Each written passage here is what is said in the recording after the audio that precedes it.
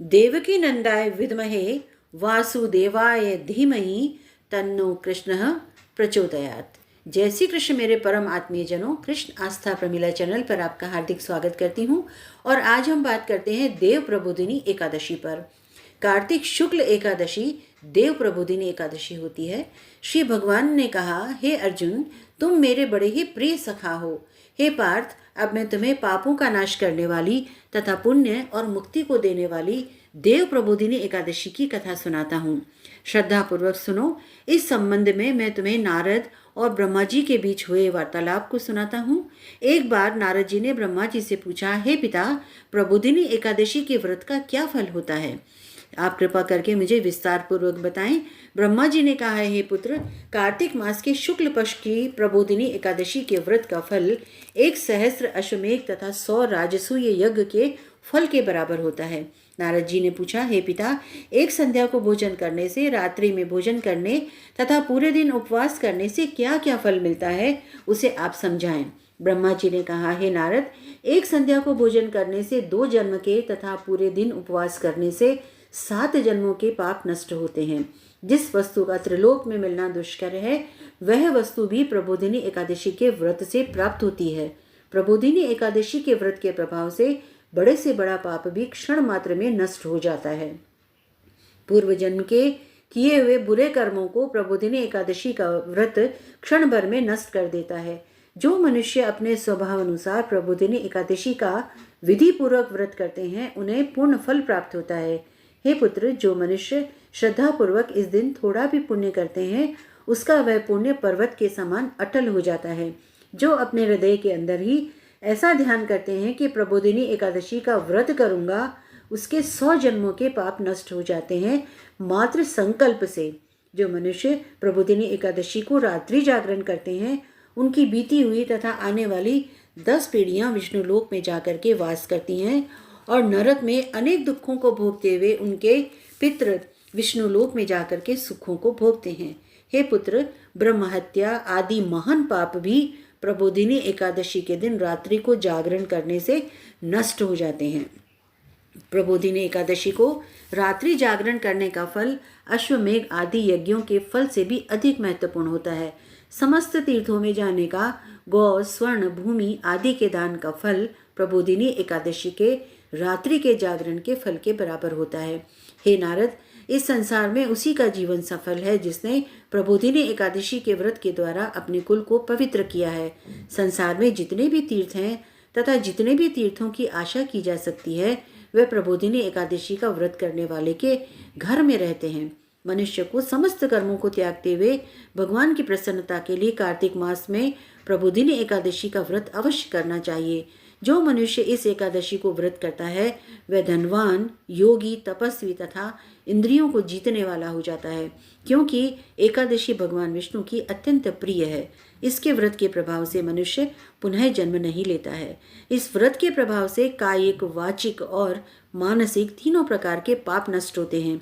इस एकादशी के दिन जो मनुष्य भगवान की प्राप्ति के लिए दान, तप, होम, यज्ञ, व्रत आदि करते हैं, उन्हें अक्षय पुण्य मिलता है।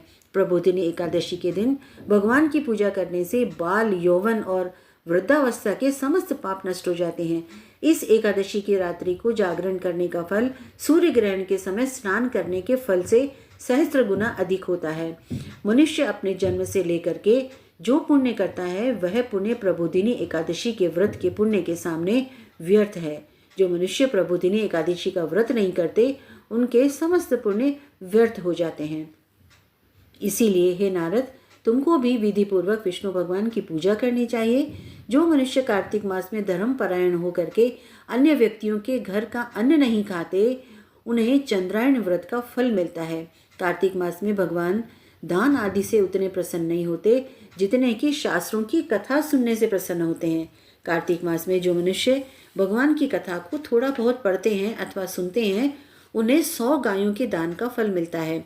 यह सुनकर के नारद जी ने कहा, हे पितामह, आप एकादशी के व्रत का विधान कहिए और कैसा व्रत करने से कैसा पुण्य मिलता है, वह भी समझाइए। ब्रह्मा जी ने कहा, हे नारद, इस एकादशी के दिन मनुष्य को ब्रह्म मुहूर्त में उठना चाहिए और स्नान आदि से निवृत्त होकर के व्रत का संकल्प करना चाहिए।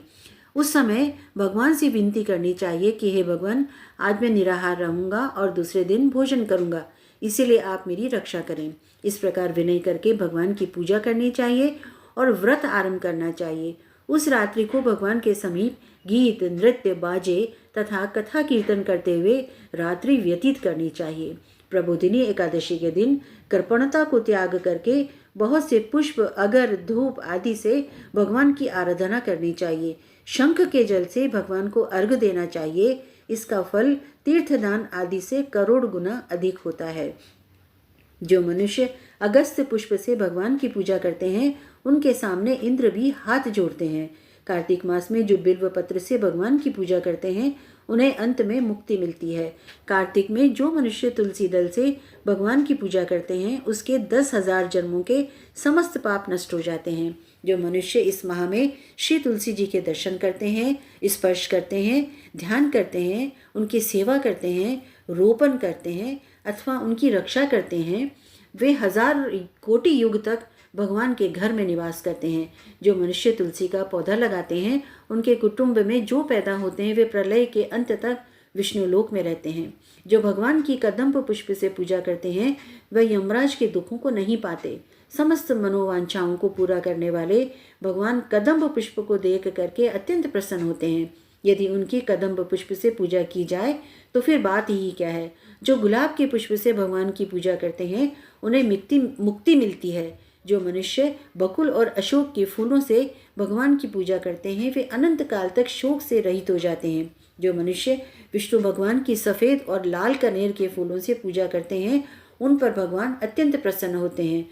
जो मनुष्य विष्णु भगवान की दूर्वा दल से पूजा करते हैं, वे पूजा के फल से 100 गुना अधिक पाते हैं।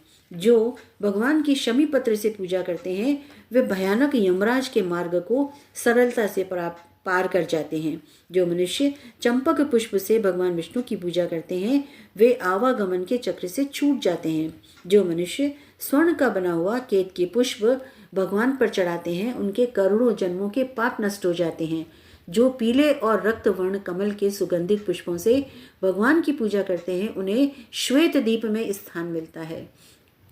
इस प्रकार रात्रि में भगवान की पूजा करके प्रातःकाल शुद्ध जल की नदी में स्नान करना चाहिए। स्नान के पश्चात भगवान की प्रार्थना करते हुए घर आकर के भगवान की पूजा करनी चाहिए और ब्राह्मणों को भोजन कराना चाहिए। दक्षिणा देकर के उनका सम्मान करके फिर उनको विदा करना चाहिए। इसके उपरांत गुरु की पूजा करनी चाहिए। ब्राह्मणों को दक्षिणा देकर के नियम को छोड़ना चाहिए। जो मनुष्य रात्रि स्नान करते हैं, उन्हें दही और शहद का दान करना चाहिए। जो मनुष्य फल की आशा करते हैं, उन्हें फल दान करना चाहिए। तेल की जगह घी और घी की जगह दूध और अन्नों में चावल दान करना चाहिए। जो मनुष्य इस व्रत में भूमि शयन करते हैं, उन्हें सब वस्तुओं से शय्या दान करना चाहिए। जो मौन धारण करते हैं, उन्हें स्वर्ण सहित तिल दान करना चाहिए। जो मनुष्य कार्तिक मास में उपानय धारण नहीं करते, उन्हें उपानय दान करना चाहिए।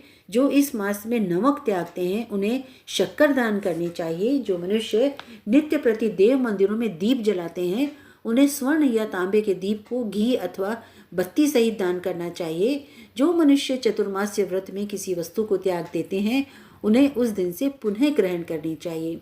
जो मनुष्य प्रबोधिनी एकादशी के दिन विधि पूर्वक व्रत करते हैं, उन्हें अनंत सुख मिलता है और अंत में स्वर्ग को जाते हैं। जो मानव चतुर्मास व्रत को बिना किसी विघ्न के पूरा करते हैं, उन्हें दोबारा जन्म नहीं मिलता।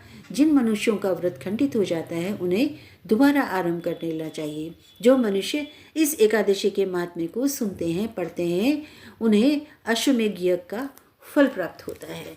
अनेक मंगल कामनाओं के साथ फिर मिलते हैं अगले वीडियो में। तब तक के लिए आप सभी को जय श्री कृष्ण।